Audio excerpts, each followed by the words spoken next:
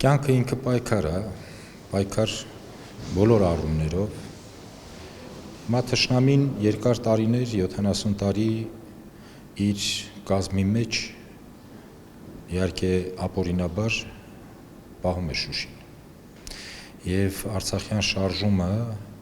հենց այն շարժումն էր, որը պետք է հետ բերեր։ Եվ հետ բերեց հինավուրց Շուշին։ Շուշին կարևոր էր այն առումով, որ անընդհատ Շուշիից ռմբակոծում, հրետակոծում էին Ստեփանակերտը եւ Արցախի ժողովուրդը պարզապես չէր կարողանում գոյատևել անընդհատ այդ ռմբահարումներից։ Դա իհարկե կապ չուներ մեկը, միևնույն է, Շուշին պետք է ազատագրվեր, որովհետեւ Շուշին որպես հայկական քաղաք մեր բոլորի սրտերում, հոգիներում այսպես նստած էր, որպես մեր ազգի բնօրաններից մեկը։ Ուստի եւ նախապատրաստվեց օպերացիա Հարսանիք լեռներում Արկադի Տեր-Թադևոսյանի գլխավորությամբ եւ իհարկե առաջի շրջանում դեռ Շուշին չազատագրված տարբեր գործողություններ էին իրականացվում, որպեսզի կարողանայինք մաքսիմում խուճապ մտցնել Շուշիի ազերիական օմոնական զորքերի մեջ, որպեսզի ավելի քիչ զոհերով ավելի հեշտ Շուշին ազատագրենք։ Եվ այդպես էլ եղավ։ Այդպիսի Բերդաքաղաքի ազատագրումը 55 զոհերի գնով դա կարծում եմ շատ մեծ նվաճում էր, որ մենք քիչ զոհեր տվեցինք։ Իսկապես Շուշին անառիկ բերդ էր եւ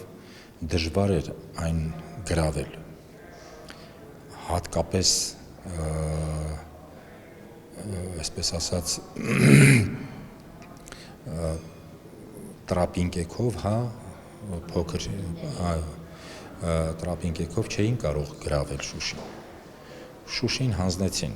Շուշին այս ապիկար այսօրվա իշխանության ձեռքի գործն էր։ Ես կարծում եմ ծրագրավորված, որովհետև դրա համար այդ ժամանակահատվածի 20 թվականի այդ պատերազմի օրերին ես ամեն օր ունենում էի տեղեկատվություն բոլոր առումներով, թե զինվորականներից, թե քաղաքացիական անձանցից, թե ջոկատներից, որ անհասկանալի ղեկավարում է գնում։ Եվ պարզից պարզ էր, երբ որ երկրի վարչապետը հայտարարում է, որ գյուղապետեր հավաքեք 30 հոգի, խմբեր կազմեք, դուք էլ հրամանատար եկեք կամ մեկ այլ բան, ով ունի զրահաբաճկոն, ով ունի այդ գլխարկներ, կասկաներ, հավաքեք, վերցրեք, եկեք պատերազմ։ Դա այո, երբ որ Շուշիի ժամանակ մարտերը ընթանում էին, ես կարծում եմ, այս ամբողջը հենց առաջին հերթին մեղավորությունը գերագույն գլխավոր հրամանատարին էր, որ այդ պահին Փաշինյանն էր, եւ այն ինչ որ արեցին, պարզապես դավաճանություն, թշնամություն էր։ Ես կասեի թշնամի էր,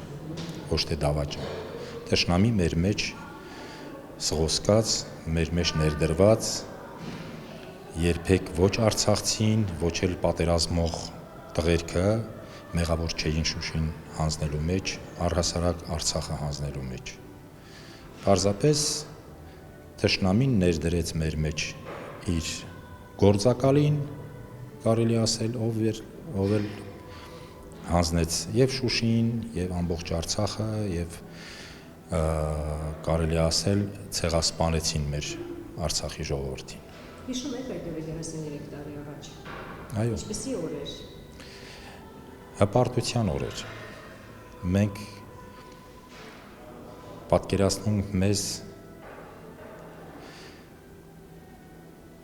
հարյուրավոր տարիներ այս ազգի նպատակը իրականացնող մի մարդիկ, ով իր ձեռքով հետ բերեց Շուշին, հետ բերեց Բերդաքաղաքը մեր։ Եվ հպարտություն էր, որ մենք հենց այդ ժամանակահատվածի, այդ ժամանակի սերունդն էինք, ում ձեռքով էր այդ ամենը կատարվում։ Ունեինք մեր սերունդներին ասելու, որ մենք այո կռվեցինք, որ մենք ազատագրեցինք մեր հայրենիքը։ Ցավոք այսօր մի քիչ ծանր է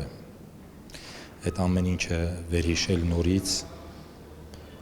հատկապես կորստյան իմաստով, բայց կյանքը ինքը պայքար է, այնպես չի, որ մենք դադարելու ենք մտածելու, որ Արցախը մերն է։ Ժամանակներ կգան, մենք մի անգամ ապացուցեցինք, որ կարող ենք ազատագրել Շուշի եւ արեցինք դա։ Այսինքն կարող ենք եւ հնարավոր է եւ կանենք նորից։ Ցավոք սերունդներին միգուցե թողնվի ինչ-որ մի բան, արդեն մենք տարիք ենք առնում, բայց գոնե առնվազը կկանգնենք, էլի կկանգնենք։